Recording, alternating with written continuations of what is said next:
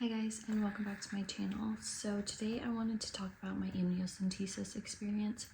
I've had a few people ask me about it, so figured I would just make a long form video about it and kind of share my personal experience because it is kind of, it's an invasive procedure, so it is really intimidating. I know I was really scared, and I looked up some videos as well, even though I'm a nurse and I do a lot of procedures. I work in the OR, but this is a whole different type of thing, and when it's dealing with your own baby, like, it's definitely something that you want to go into having some information about. So anyways, I wanted to make this video for that purpose. I'm currently 30 weeks pregnant. I got this done at 20 weeks pregnant. I can't remember what, like, there's a certain time frame that you have to get it done. Like a CVS is earlier on in your pregnancy. I think you can get it at like 13 weeks. I think an amnio is like 16 weeks till 20 something weeks. I'm not positive, don't quote me on that. So before I get into our personal experience, I need to give a little backstory of why we were doing the amniocentesis, because people get it done for all sorts of different reasons. Our reasoning was our daughter, our firstborn, she has cystic fibrosis, which is a genetic disease, and that means that my husband and I both carry a gene that we pass down to her. So she has two of those genes, and that caused her to have the cystic fibrosis. So I did a blood test earlier on in this pregnancy, and it came back positive that this baby had cystic fibrosis as well. So they said they recommended doing the amniocentesis so that I could get on a medication, or hopefully get on a medication to help this baby. We didn't know that our firstborn had cystic fibrosis. Neither of us, well, I knew I was a carrier only because I got myself tested, but kind of thought, what are the chances that my husband even carries the gene? And then even if he does, then it's only a 25% chance that the baby will have cystic fibrosis. So kind of in my head, I was just trying to talk myself out of it, that it wasn't even a possibility. But to our surprise, after she was in the NICU for a week and got her home, had her first pediatrician appointment, and that's when we found out. So she was 7 days old, I believe, when we found out. So definitely was a scary time, but with this baby, getting that blood work back, it was just heartbreaking. I felt like that grief all over again, that we're bringing another baby into this world that was gonna have to go through all of the things that my daughter is going through. And it was really a hard time, dark time, when we found out about my daughter and with this baby. So we went into the amnio, kind of really down in the dumps, I should say. It's a scary time for anyone getting it done. And then it's an invasive procedure, so the risk is there for miscarriage and other things. So just like I said, just a scary time. So anyway, we got scheduled, talked to a genetic counselor, got scheduled for the amnio. The day of, we went into the children's hospital, and they also had scheduled me with maternal fetal medicine and the genetic counselor. So before we even went to our appointment, we had those two appointments. So, and I don't know if that's like a standard thing that they do, but maternal fetal medicine, since we had been told that the baby had CF, they wanted to start seeing me. So it was just like a first appointment thing. So they just kind of like took my vitals and went over some stuff and scheduled me for some other appointments. So it wasn't like a long appointment by any means. And then we went and talked to the genetic counselor for our next appointment, and she kind of went over like the risks of everything. She told us that me and my husband were both gonna have to get blood work because he had never had blood work to see what gene mutation he carries. So they need to send my blood, his blood, and the baby's amniotic fluid all to the lab. And I'm not sure, I know they sent it out of state, so we were told if everything goes well with the samples, nothing like crazy that he ends up having like 2 gene mutations or whatever, my husband, if everything goes smoothly, like 1 to 2 weeks. And then if things don't go smoothly, then it could be up to like 6-7 weeks for the results. So not what we wanted to hear on that front. Like, you know, you've already waited this long to find out like for sure if your baby has this genetic disease. They called us back and they did a anatomy scan first. So if you don't know what an anatomy scan is, they're going over baby like head to toe, counting toes, counting fingers, looking at the heart, looking at the chambers of the heart, looking at the bowels. And in CF, the bowels can be it's called meconium ileus, so there can be a blockage in the bowels, and that's kind of like a dead giveaway of CF. So I was really nervous that they were going to find something and then like it was going to kind of confirm right away for us. But my daughter did not have meconium ileus, so you know, it is possible that they don't have it. Anyways though, so they did the whole check. I kept asking the ultrasound tech like, oh, does everything look good? She's like, I can't tell you anything, like, you know that the doctor has to tell you. So the anatomy scan took about, I would say 20 to 30 minutes. It wasn't that long. And then they go out of the room, talk with the doctor.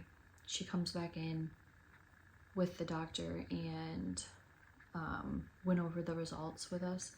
And she said everything looked perfect with the baby. They did not see any blockages, meconium ileus. So they were going to do the procedure right then and there in the ultrasound room. And it's technically a sterile procedure, so they did have to like set up everything. If you've had kids before and gotten epidural, it's kind of the same type of thing. You know, they do the draping. So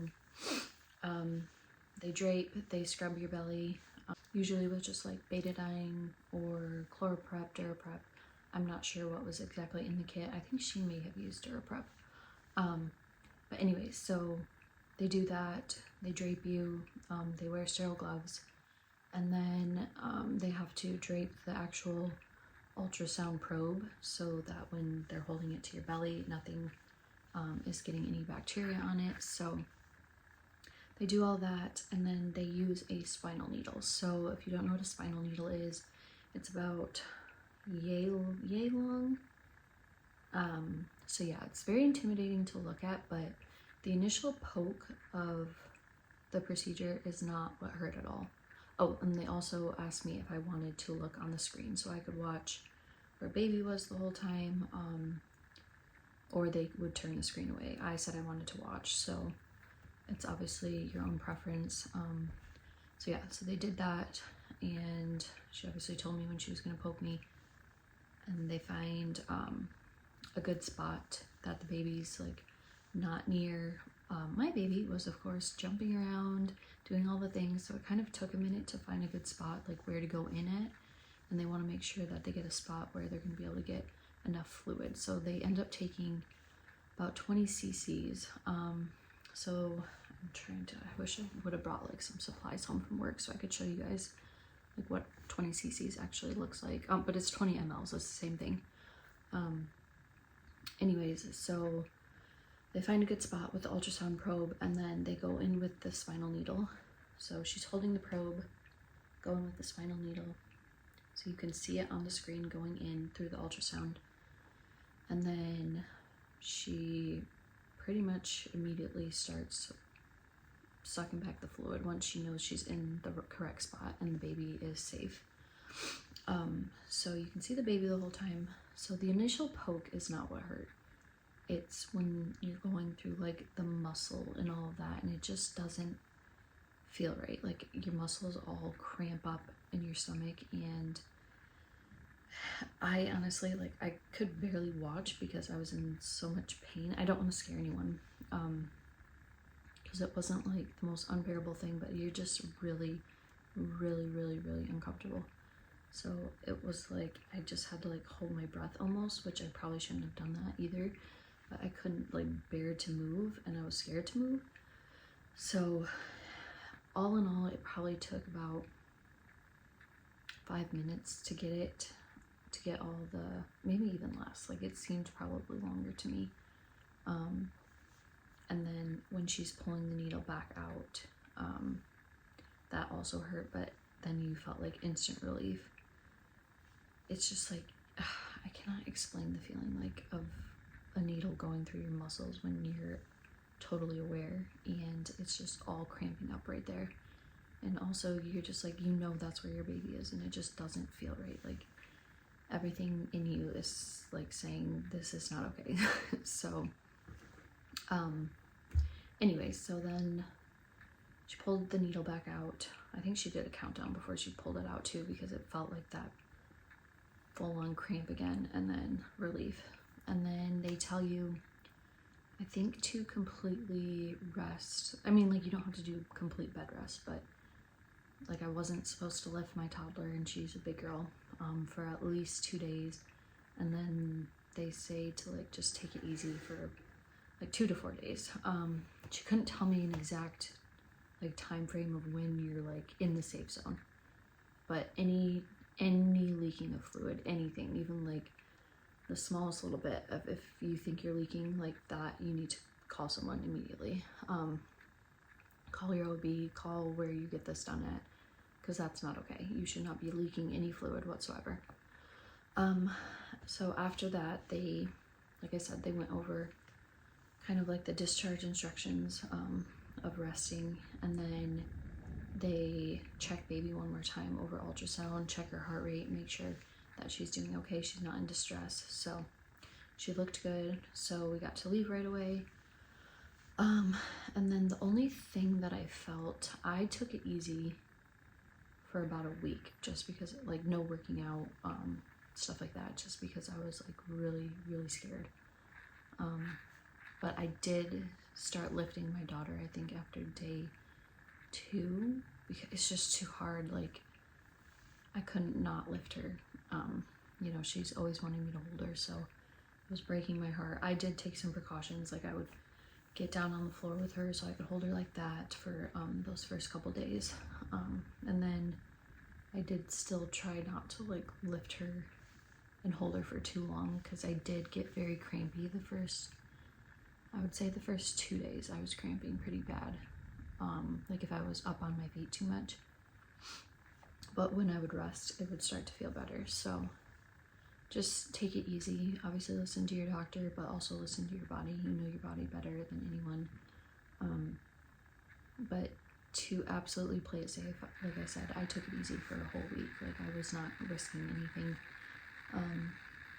So yeah, that was kind of my whole experience. And then as far as results went, I think I got a call 6 or 7 days later, and we were in the middle of one of my daughter's breathing treatments, and I didn't want to stop doing the breathing treatment because it takes a lot to get a toddler to do a breathing treatment. We have to do 2 a day. So I was like, okay, I'll call them back. This is probably about the amnio, but like we already know that the baby has CF. So like pretty much this was just to confirm and get on the medication. So I was like, I'll call them right back. So the genetic counselor left me a message, and I went and called her immediately after.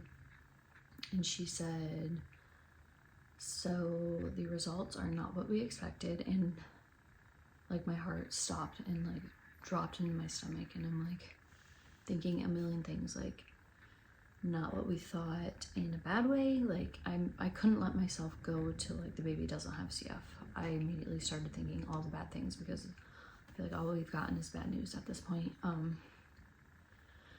So she said it's not what we expect, and she said the baby does not have CF.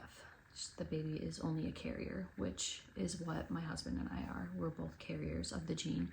And like I said, you need to pass down a gene from each parent in order to have a baby that is going to have CF.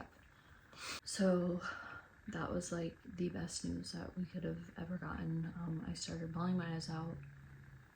The baby is still going to have to get all of the testing done. Obviously the newborn screen, that's every baby gets that now, but the baby is going to be flagged on the newborn screen for being a carrier and then has to do further testing because she is a carrier. So she'll have to do a sweat test, and I'm gonna guess they're gonna want a blood test only because my daughter also has CF. So just to be like extra safe, I'm going to assume they're gonna do that, but I don't know for sure.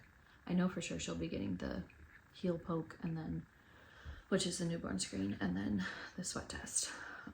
So we'll go to the children's hospital for that. But yeah, so that was my whole experience with it. Sorry if I was kind of all over the place. I got baby brain, I got pregnancy brain, I got all the things, and I'm out of breath. So yeah, if you guys have any questions at all, I would be more than happy to answer them. Just leave a comment down below, and thank you guys so much for watching. I really appreciate it.